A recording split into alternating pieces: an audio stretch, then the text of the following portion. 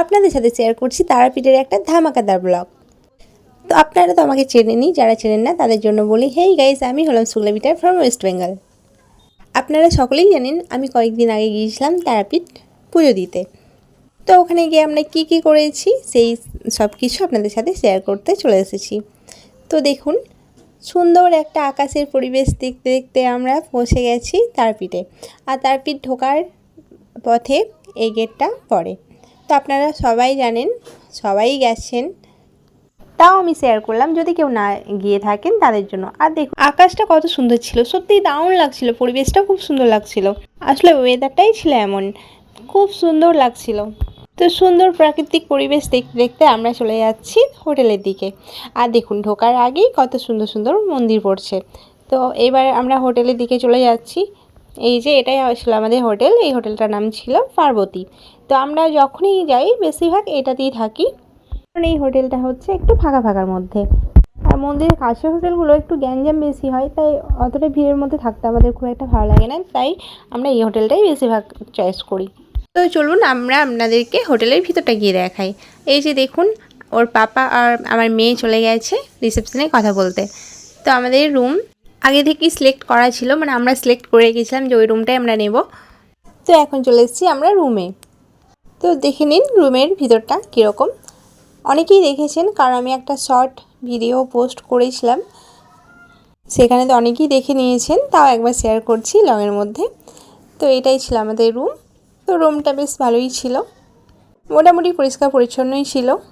যেহেতু আমাদের পৌঁছাতে পৌঁছাতে প্রায় দুপুর পেরিয়ে গিয়েছিলো, তাই হোটেলের লাঞ্চও শেষ হয়ে গিয়েছিলো, তাই আমরা বাইরে থেকে খাবার এনে আবার খেয়েছিলাম।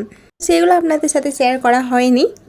তো রুমে ঢুকেই আমি ফ্রেশ হওয়ার আগে আপনাদের সাথে শেয়ার করার জন্য রুমের পুরো ভিডিওটা আগে করে নিলাম। তো চতুর্দিক ঘুরে ঘুরে ভিডিওটা করে নিলাম। আর দেখুন আমাদের কি অবস্থা, কারণ আমরা অনেকটা ট্রেন জার্নি করে গেছি। আমাদের এখান থেকে তারাপীঠ বেশ অনেকটা পথ, তাও আবার ট্রেনে বেশ ক্লান্ত ছিলাম। তাও আমার মেয়েকে জিজ্ঞাসা করছি রুমটা কেমন লেগেছে, তো ও বলছে খুব পছন্দ হয়েছে। আর এই যে দেখুন, আমাদের এই রুমটা পছন্দ করার কারণ এইটাই, কারণ এখানে বসে বসে বাইরের পরিবেশটা খুব সুন্দর লাগে। আর আগেই বলেছি এই হোটেলটা একটু ফাঁকা ফাঁকার মধ্যে, ওই জন্যই আমাদের চয়েস করা। আশপাশ অনেক ফাঁকা জায়গায়ও পড়ে আছে এখন, যেগুলো হোটেল বানানোর কাজও চলছে। তো এই ভিডিওটা তারাপীঠ থেকে কে কে দেখছেন বা তারাপীঠের আশেপাশ থেকে কে কে দেখছেন অবশ্যই কমেন্ট করে জানাবেন। আমি জানি আমার ফ্রেন্ডদের মধ্যে অনেকেই তারাপীঠের আশেপাশে আছেন, যারা আমাকে কমেন্ট করেন যে আমার বাড়ি তারাপীঠ বা তারাপীঠের পাশে। আপনারা যদি কখনো তারাপীঠে রাত কাটান তো অবশ্যই এই হোটেলটা চয়েস করতে পারেন, ওই জন্যই বেশি করে শেয়ার করা আপনাদের সাথে। আর দেখুন আমি শুধু আকাশটা দেখছিলাম, জানি না কেন আকাশের পরিবেশটা সেদিনকে এত এত এত ভালো লাগছিল। এই যে দেখুন হোটেলে গিয়ে বরকে ফকির করার একটা হাতিয়ার। তারপর আমরা কিছুক্ষণ রেস্ট করে চলে গেছি সন্ধ্যের দিকে মন্দিরের দিকে। যেহেতু আমরা পুজো তার পরের দিনকে দেব, কিন্তু সন্ধ্যাবেলায় একটু মন্দিরটা ঘুরতে গেছি। তো এই যে দেখুন দিনের আলোয়, তারা মায়ের কাছে তো অনেকেই গেছেন, কিন্তু রাতের আলোয় কেমন লাগে সেটাই আপনাদের শেয়ার করলাম। তো দেখুন তারপর দিনকে আমরা রেডি হয়ে গেছি পুজো দিতে যাওয়ার জন্য। তাই আপনাদেরকে বলছি আমি এখন পুজো দিতে যাচ্ছি, সেটাই বলছিলাম হয়তো। তো এই যে সরাসরি পৌঁছে গেছি মন্দিরে আবার পরের দিন সকালে। দেখুন আমরা গেছি ষষ্ঠীর আগের দিনকে, তাও মন্দিরে কত ভিড় ছিল। যেহেতু ছিল শনিবার, ভাবলাম যে ষষ্ঠীর সময় হয়তো সবাই জামাই ষষ্ঠী নিয়ে ব্যস্ত থাকার কারণেই ফাঁকা থাকবে মন্দিরটা। তো তারা মায়ের মন্দির বলে কথা, আর ফাঁকা ফাঁকা পাবো সেটা কি হতে পারে। যাই হোক, যতই ভিড় থাকুক তাও গিয়ে একটা মনে আলাদাই শান্তি। তো দেখুন সবাই এখানে ধূপ দেখাচ্ছে, তো আমরাও এখানে ধূপ দেখানোর পর আবার চলে গেছি মন্দিরের দিকে। সব কিছু ক্যামেরাবন্দি করা সম্ভব হয়নি, যেহেতু গেছি পুজো দিতে, সেটাই ঠিকঠাক আগে দিয়েছি।